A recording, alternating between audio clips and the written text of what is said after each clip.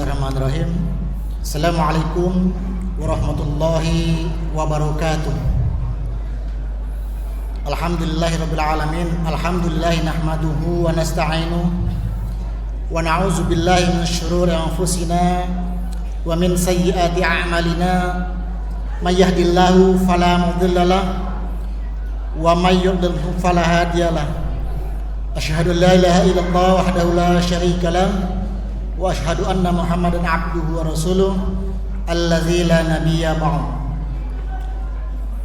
Pertama-tama marilah kita panjatkan puji syukur kehadirat Allah Subhanahu wa taala karena sampai dengan hari ini, sampai dengan saat ini kita masih diberikan nikmat kesehatan, nikmat kelapangan waktu sehingga kita dapat berbahagia dan menjalankan ibadah salat zuhur di Masjid Taqwa Universitas Medan Area. Salawat dan salam marilah kita aturkan kepada junjungan kita Nabi besar Muhammad sallallahu alaihi wasallam beserta para sahabatnya dan kita semua insyaallah orang-orang yang beriman akan mendapat syafaat yaumil akhir insyaallah. Bapak-bapak, ibu-ibu, saudara-saudara sekalian, jamaah salat zuhur yang berbahagia. Sebagai umat Islam kita diwajibkan untuk melaksanakan sholat. Sholat fardu itu merupakan kewajiban yang mutlak. Artinya sebagai umat Islam kita wajib mendirikan sholat fardu. Hari ini insyaallah kita akan berbagi cerita tentang sholat sunnat rawatib. Bapak-bapak, ibu-ibu, saudara-saudara yang berbahagia, sebagaimana kita ketahui bahwa sholat wajib itu hanya 5: sholat subuh, sholat zuhur, sholat asar, sholat maghrib, dan sholat isya. Inilah sholat yang wajib, yang tidak boleh kita tinggalkan sebagai kewajiban umat Islam. Kewajiban harus dilaksanakan. Kalau tidak melaksanakan kewajiban, maka ada sanksinya. Tentu kita sudah tahu bahwa kalau kita tidak melaksanakan sholat dan kita sudah punya atau sudah terkena kewajiban itu, hukumnya berdosa. Bapak-bapak, ibu-ibu, saudara-saudara yang berbahagia, tentu sebagai umat Islam, sebagai orang yang taat dan patuh menjalankan ajaran Islam, tentu kita tidak ingin hanya melaksanakan yang wajib-wajib saja, tapi kita juga terangsang dan harusnya kita mendirikan juga sholat-sholat sunnah yang lain. Kali ini kita coba membicarakan tentang sholat sunat rawatib. Saya mengutip dari buku pengajaran sholat yang ditulis oleh Bapak Ahsan. Buku ini yang saya baca adalah buku cetakan ke-9. Tapi buku ini diterbitkan di Bangil.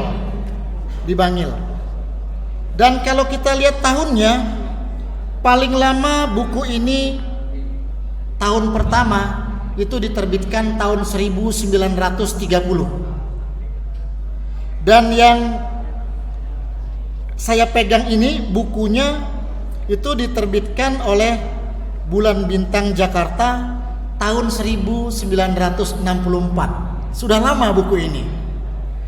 Tapi buku ini bisa kita nanti teliti kembali, disesuaikan dengan buku-buku yang baru sekarang. Apakah masih atau apakah cocok dengan apa yang sudah kita lakukan atau apa yang kita yakini selama ini. Nah, saya bacakan. Sholat sunat rawatib itu adalah sholat sunat yang dikerjakan sebelum sholat 5 waktu atau sesudahnya. Jadi sholat sunat rawatib itu sholat yang dikerjakan sebelum atau sesudahnya. Kita sering melihat bahwa di antara sholat wajib itu, kalau di masjid-masjid, di tempat pusat-pusat peribadatan, biasanya kita sering melihat orang melaksanakan sholat sunat sebelum sholat wajib. Bagi yang melaksanakan sholat zuhur, asar, maghrib di masjid, sering kita lihat ada yang melaksanakan sholat sunat sebelum zuhur. Kemudian ada yang melaksanakan sholat sunat sesudah zuhur. Kemudian ada juga yang melaksanakan sholat sunat sebelum asar. Ada juga yang melaksanakan sholat sunat sebelum maghrib dan sesudah maghrib. Bahkan ada juga yang sholat isya itu sebelum isya dan sesudah isya. Bahkan silap-silap sempat kita melihat ada orang yang melaksanakan sholat sunat sesudah sholat subuh. Masya Allah ya? Jadi melalui buku ini, yuk kita coba merefresh kembali, menyegarkan kembali pelajaran kita. Mudah-mudahan ini bisa menjadi referensi untuk kita ya. Yang pertama, sholat sunat rawatib yang dianjurkan atau yang ditulis dalam buku ini adalah sholat sunat zuhur. Ada 2 macam. Jadi yaitu sembahyang sunat sebelum zuhur dan sembahyang sunat sesudah zuhur. Kemudian sembahyang sunat sebelum sembahyang zuhur itu 2 rakaat, dinamakan sholat sunat zuhur qobliyah. Ya, ini masih umum ya, qobliyah. Kemudian sholat sunnah sesudah sembahyang zuhur 2 rakaat lagi, dinamakan sholat sunat zuhur ba'diyah. Kemudian sholat sunat maghrib.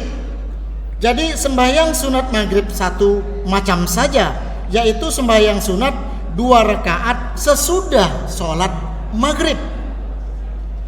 Ini dinamakan sholat sunat ba'diyah maghrib. Saya lanjutkan. Kemudian sholat sunat isya. Sembahyang sunat isya itu 1 macam saja, yaitu hanya 2 rakaat sesudah sholat isya, dinamakan sholat sunat ba'diyah isya. Selanjutnya sembahyang sunat subuh hanya 1 macam, yaitu 2 rakaat sebelum sholat subuh, dinamakan sholat sunnah qobliyah subuh. Jadi kalau kita bandingkan dengan ada apa yang dilaksanakan oleh mungkin masyarakat, mungkin kita, yang kita lihat seringkali itu adalah sholat sunat 2 rakaat sebelum zuhur, kemudian sholat sunat sesudah zuhur. Masih cocok dengan buku ini. Kemudian kita juga melihat orang sholat sunat asyar sebelum sholat sunnah asyar, padahal di buku ini tidak dianjurkan atau tidak ada sholat sunat asyar. Kemudian orang juga melaksanakan sholat sunnah sebelum maghrib dan sholat sunnah sesudah maghrib. Di buku ini tidak dituliskan sholat sunat sebelum maghrib. Yang dilaksanakan adalah sholat sunnah sesudah maghrib. Kita juga sering mendapati ada sholat sunnah, sholat sebelum isya. Di buku ini tidak dijelaskan atau tidak dituliskan sholat sunnah sebelum isya. Yang ada adalah sholat sunnah sesudah isya. Dan yang terakhir adalah sholat sunnah sebelum subuh.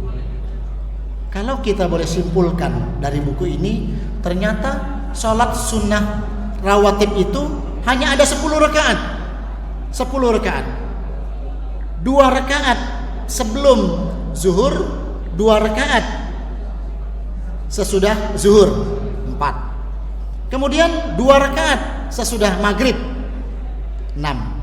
2 rakaat sesudah isya, 8. lalu 2 rakaat sebelum subuh.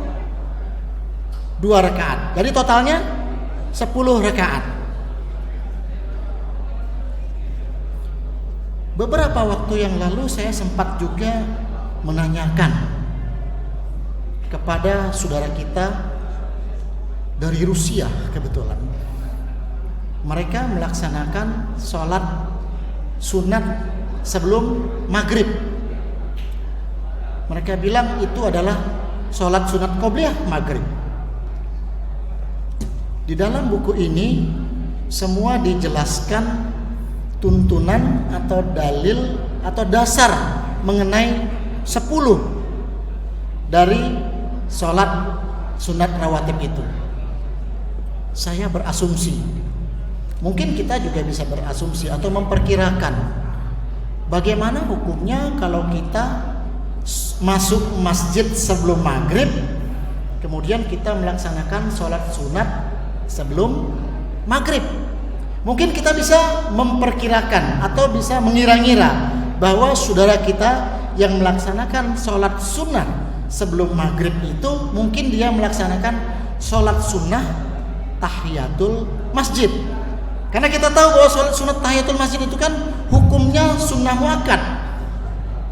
Dalam satu riwayat pernah Rasulullah SAW mendapati jemaah yang datang sholat Jum'ah, kemudian dia langsung duduk, lalu Nabi menegur secara langsung untuk dia mendirikan sholat sunnah tahiyatul masjid. Maka turunlah hukumnya sholat sunnah tahiyatul masjid itu menjadi sholat sunnah muakkad.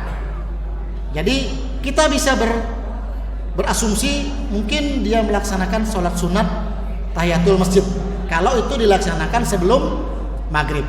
Begitu juga dengan jamaah yang datang ke masjid sebelum isya.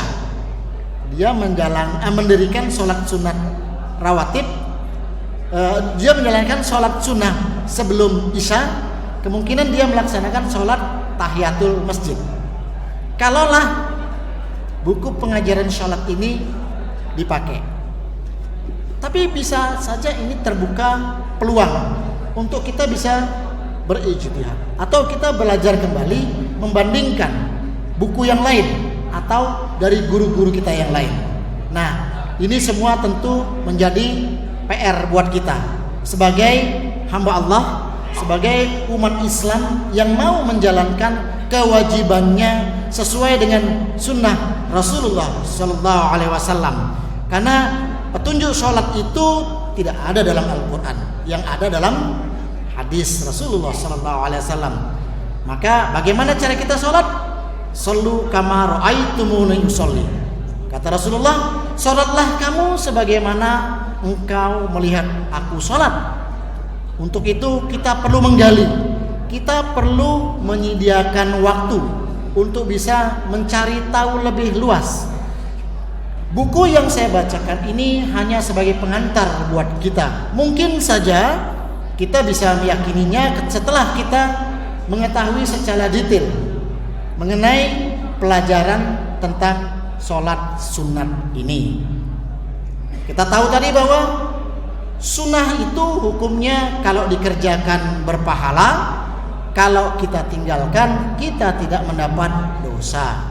Jadi oleh karena itu bapak-bapak, ibu-ibu, saudara-saudara sekalian, kali ini saya membuka peluang. Saya mencoba untuk membuka wawasan kita. Yuk kita berpikir, yuk kita belajar lagi, yuk kita cari tahu lagi. Mungkin kita perlu mengupdate pengetahuan kita tentang yang namanya sholat sunnah rawatib. Saya pikir itu saja yang bisa saya sampaikan hari ini. Mudah-mudahan bermanfaat untuk saya dan untuk kita semua yang hadir pada hari ini. InsyaAllah Allah akan memberikan rahmat dan taufiknya kepada kita. Mohon maaf kalau ada kekurangan, dan pada Allah saya mohon ampun. Billahi taufiq wal hidayah. Assalamualaikum warahmatullahi wabarakatuh.